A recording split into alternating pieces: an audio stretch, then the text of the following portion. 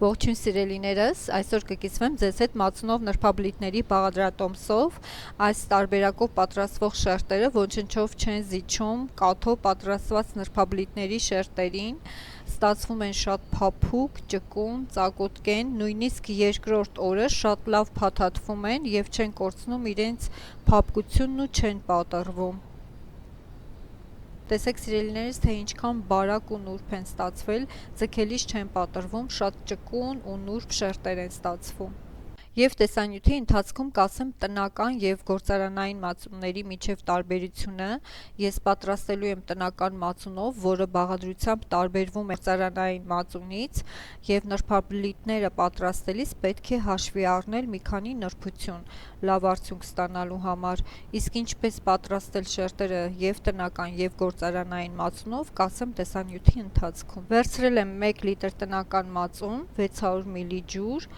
Լավ արդյունքի համար մածունը և ջուրը պետք է լինեն սենյակային ջերմաստիճանի, իսկ եթե մածունը սառը կլինի, պարտադիր ջուրը պետք է լինի 30-ից 35 ջերմաստիճանի, բայց ոչ թե տաք կամ եռման, որովհետև մածունը կարող է կտրվել, կամ մածունը կարող եք մի քանի ժամ առաջ հանել սառնարանից, որպեսզի դառնա սենյակային ջերմաստիճանի,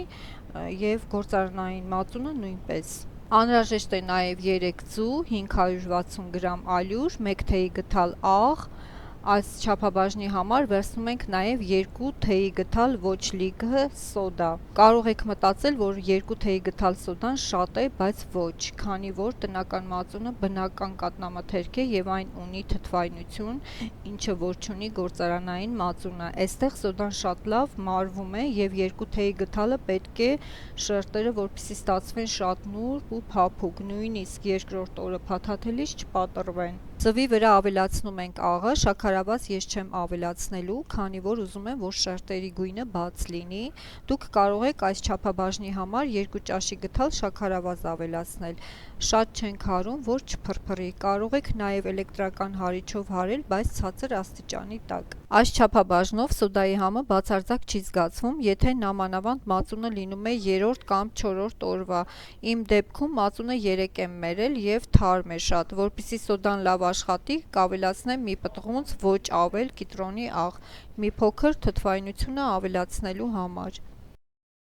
Իսկ գործարանային մածունը բավարար թթու չէ, այն ունի քաղցրություն, սոդան կարող է լիովին չաշխատել, այդ իսկ պատճառով ավելացնում ենք փխրեցուցիչ, որն արդեն ունի թթու բաղադրիչ և աշխատում է անկախ մածունի թթվայնությունից։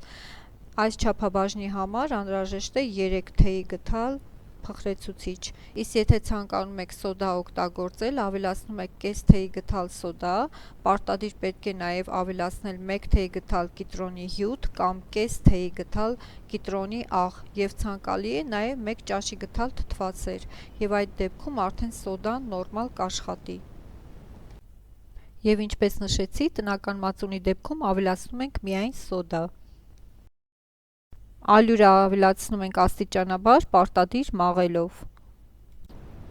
Քանի որ ձուն այս բաղադրատոմսում քիչ է, 1 լիտր 600 մլ հեղուկի համար մածունը և ջուրը միասին վերցրած ձվի փոխարեն պետք է ավելացնենք բուսայուղ խմորի յուղայնությունը բարձրացնելու համար, և որպեսզի նրբաբլիթները ստացվեն փափուկ ու էլաստիկ, տնականի դեպքում ավելացնում ենք 10 ճաշի գդալ բուսայուղ, իսկ գործարանայինի դեպքում 12 ճաշի գդալ, քանի որ այն քիչ յուղայնություն ունի, այդպիսով ապահովելով շերտերի ճկունությունը, և նույնիսկ երկրորդ օրը շատ հեշտ կարող ենք լցոնել և փաթաթել շերտերը։ Եվ ասեմ նաև քաղցր լցոնների համար էլ շատ հարմար են մածունով պատրաստված այս շերտերը։ Ավելացնում ենք նաև ջուրը և շարունակում խառնել։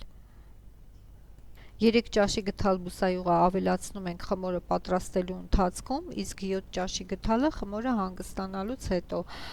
Պարտադիր խմորը պետք է հանգստանա 20-ից 30 րոպե, այդ ընթացքում սոսնձանյութը կթուլանա և խմորը շատ հեշտ, բարակ շերտով կտարածվի տապակի վրա։ Պետք է ստանանք այսպիսի ջրիկ խմոր, անցել է արդեն 30 րոպե, խմորն ունի այսպիսի թանձրություն, ավելացնում ենք մնացած 7 գդալ բուսայուղը։ Թխելու ենք միջին կրակով, ես կթխեմ 2 տապակով, որպեսզի արագ ստացվի։ Տապակը պետք է լավ տաք լինի, որպեսզի նրբաբլիթները ծակոտկեն ստացվեն։ Ինձ մոտ տապակներն ունեն չկպչող ծածկույթ, առաջին նրբաբլիթները պատրաստելիս սկսում ենք բուսայուղ, թեպետ դրա կարիքը չկա։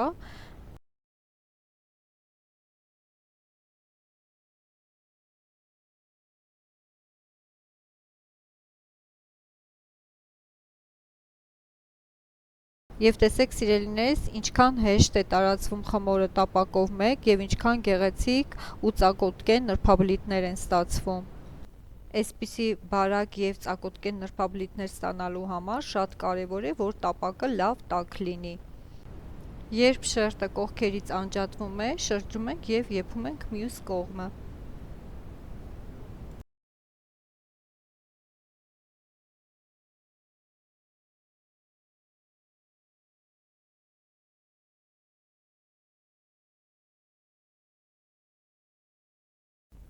Սիրելիներս, ես ունեմ կաթով նրբաբլիթների տեսանյութեր, ջերմուկով և անչափ ճերմակ ջրով տարբերակներ, հղումը կթողնեմ այս տեսանյութից ներքևում, կարող եք տեսնել։ Նրբաբլիթները թխելիս ցանկալի է, որ տաք նրբաբլիթները իրար վրա չդնենք, նամանավանդ եթե թխելու ենք ճերմակ, ոչ շատ եփված շերտեր, դրանք կարող են կպչել իրար։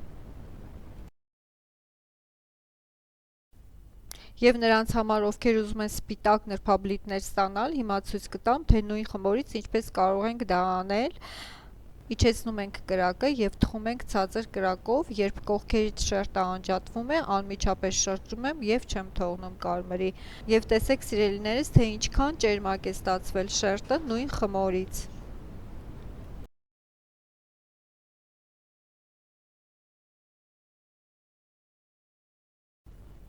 Սիրելիներս, այս բաղադրատոմսով ստացվում է 65-ից 70 հատ նրբաբլիթ, եթե պատրաստեք 22 սմ տրամագիծ ունեցող թավայով և բարակ շերտերով։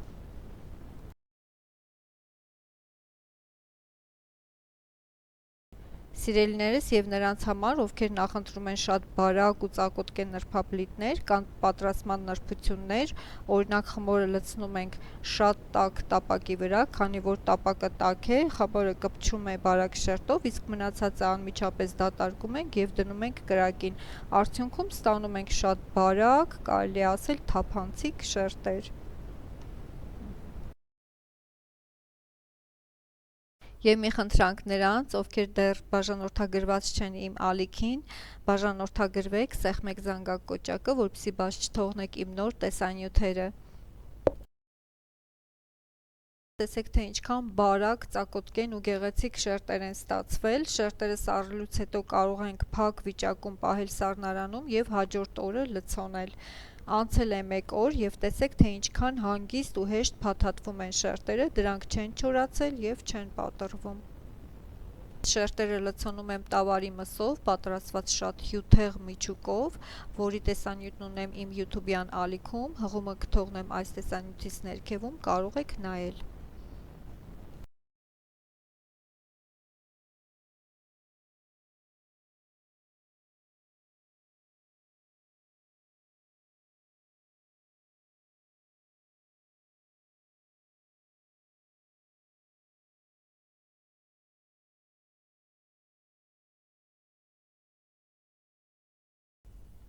Խմորը պետք է թանձր չլինի, ստանում ենք այսպիսի ջրիկ խմոր։